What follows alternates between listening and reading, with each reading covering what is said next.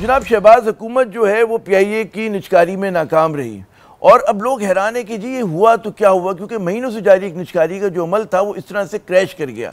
जब बोली लगी भी तो सिर्फ 10 अरब रुपए की। अब लोग जो है मतलब सर खुजा रहे हैं कि भाई पाकिस्तान जो है किस रास्ते पर है कि आपका सबसे कहते हैं ना एक मशहूर और मारूफ ब्रांड उसके साथ जो है वो ये हो रहा है, और ये यकीनन पूरे हमारे प्राइवेटाइजेशन के प्रोग्राम के लिए एक बहुत बड़ा धचका है।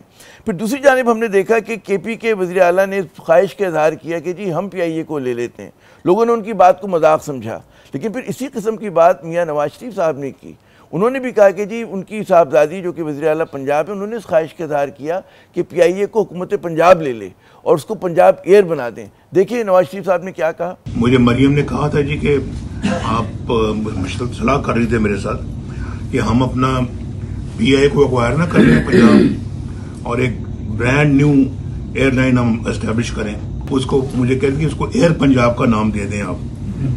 तो मैंने कहा आप इस मशवरा करें, आप PIA भी खरीद सकती हैं या आप नई एयरलाइन आप अपना एस्टेब्लिश करें। तो जनाब इस अहम मौजू पे गुफ्तगू के लिए हम जहमत दे रहे हैं शब्बर जैदी साहब को, किसी तारुफ के मुताज नहीं है, one of the best known Taxmann of Pakistan, FBR के साबिक चेयरमैन।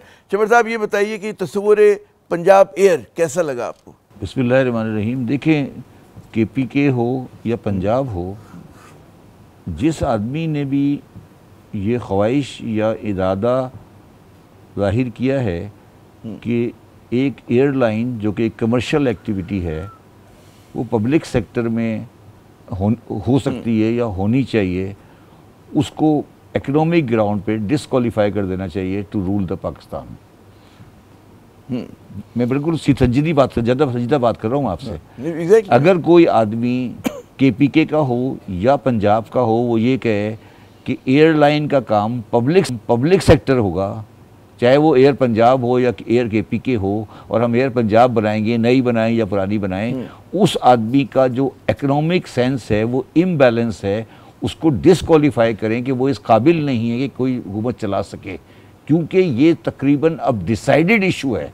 इस पर कोई सेकंड व्यू नहीं हो सकता कि एयरलाइन पब्लिक सेक्टर में नहीं हो सकती, होनी चाहिए।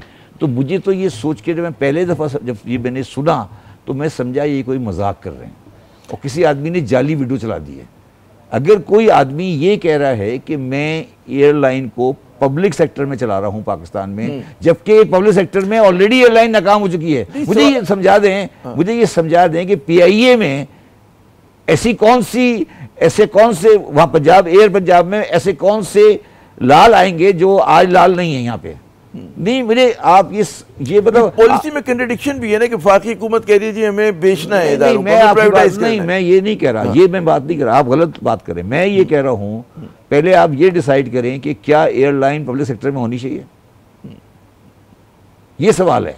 बेचना तय हो गया ना, ये तो तय हो गया ना, वफाकी हुकूमत ने तय कर लिया। नहीं, वफाकी हुकूमत ने तय नहीं किया और दुनिया ने तय कर लिया। मुझे दुनिया की कोई एयरलाइन बता दें जो आज के ज़माने में जो गवर्नमेंट सेक्टर प्राइवेट सेक्टर में है, इंडिया जैसा कंट्री जो कि गवर्नमेंट के इसके अंदर आज भी इंडिया में बैंक्स की बड़ी तादाद आज भी गवर्नमेंट के पास है, मगर एयरलाइन उन्होंने बेच दी। ठीक है, आप मुझे बताएं तो जो आदमी ये कह रहा है कि वो पब्लिक सेक्टर में एयरलाइन लेकर आएगा, उसकी इकोनॉमिक सेंस को आप उस आदमी को इकोनॉमिक सेंस को क्या समझते हैं?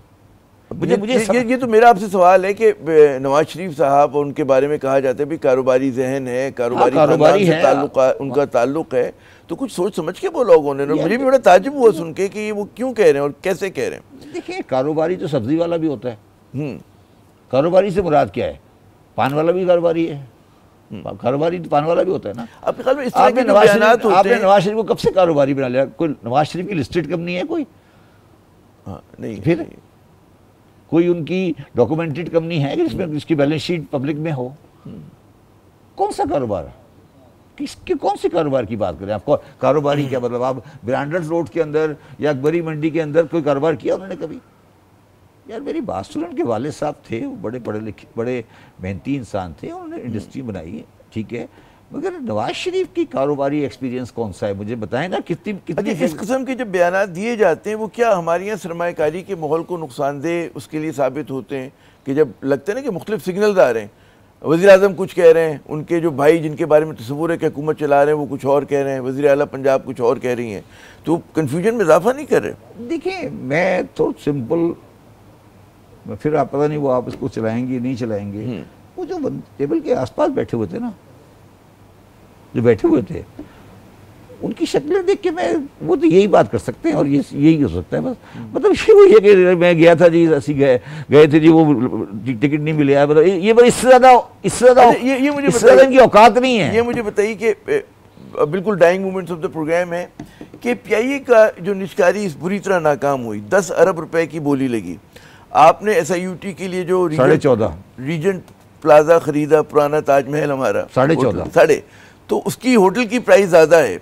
क्या कहेंगे, ये इतना गड़बड़ कैसे हो गया निष्कारी के इस अटेम्प्ट के अंदर? कहाँ, व्हाट वेंट रॉन्ग? गवर्नमेंट और गवर्नमेंट के एडवाइजर्स, कहना नहीं चाहिए, नालायक भी हैं और उनकी विल भी नहीं है।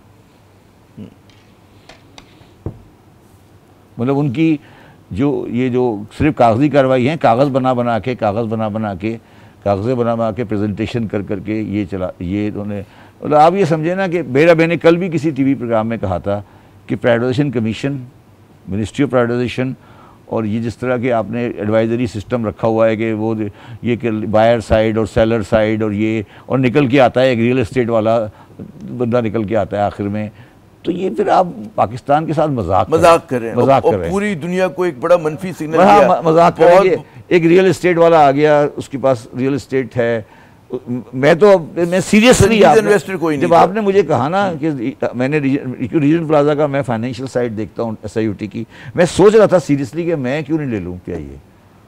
हाँ, SIUT हमारे पास है 10-12 बिलियन, तो हम भी अरेंज कर सकते हैं। बहुत बहुत शुक्रिया शब्बर ज़ैदी साहब, आपने अपना कीमती वक्त दिया। नाज़रीन, असल वही मसला है कि कैपेसिटी का लोगों की और कॉम्पिटेंस का, तो अगर सही जगह पे सही लोग होंगे तो गालिबन हमारा ये हशर ना हो रहा।